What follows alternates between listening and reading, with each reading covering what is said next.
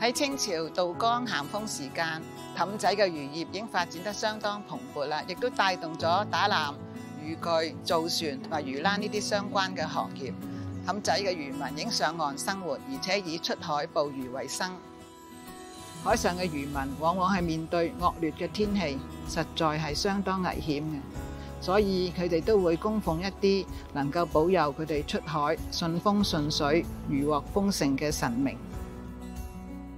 昔日嘅小鎮風貌同埋古老廟宇，到而家都得到好好嘅保留。今日由我同歷史學者蔡佩玲小姐帶大家一齊遊覽漫步澳門街知，認識澳門嘅其中一條路線——氹仔廟宇。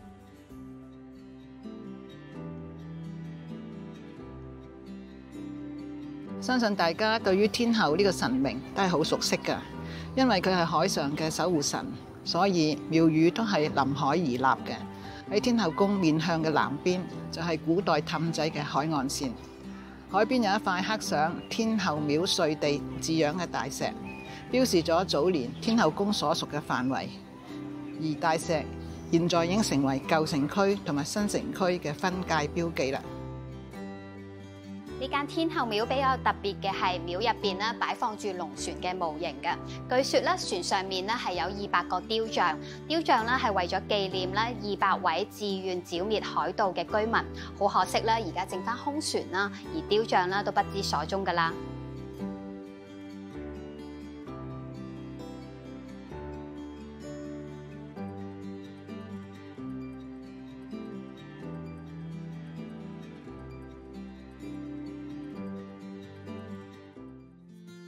由天后公園告利亞斯利華街向前行，就可以抵達三婆廟。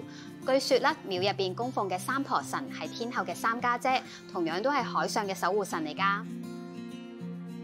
三婆廟係喺1845年由以拖船為生嘅水上人，連同本地嘅商戶、漁民籌錢興建嘅。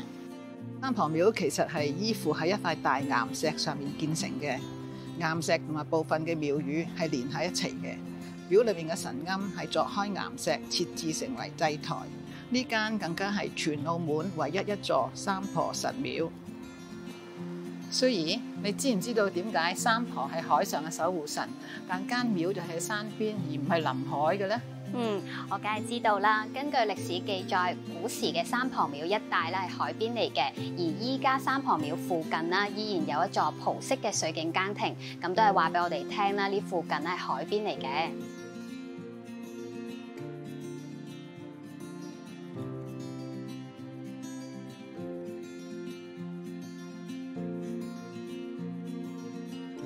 喺天后宮相隔嘅一條街就係北帝廟。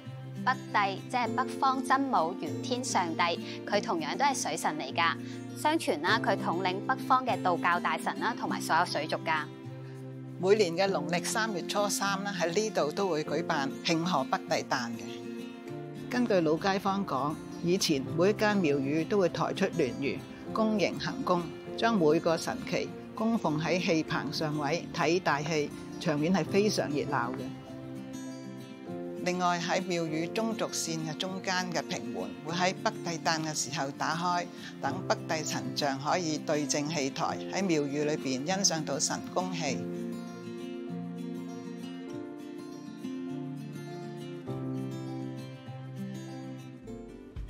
由於填海造地，大型嘅交通設施相繼落成，使到氹仔嘅人口同埋行業迅速發展。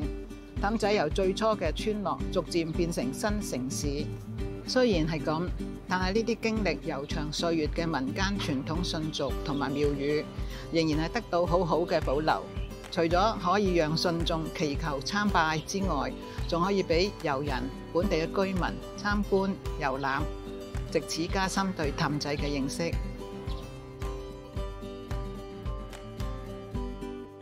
多謝晒蔡小姐為我哋介紹咁詳細嘅氹仔廟宇故事。如果觀眾有興趣嘅話咧，歡迎大家親身體驗氹仔廟宇呢條路線。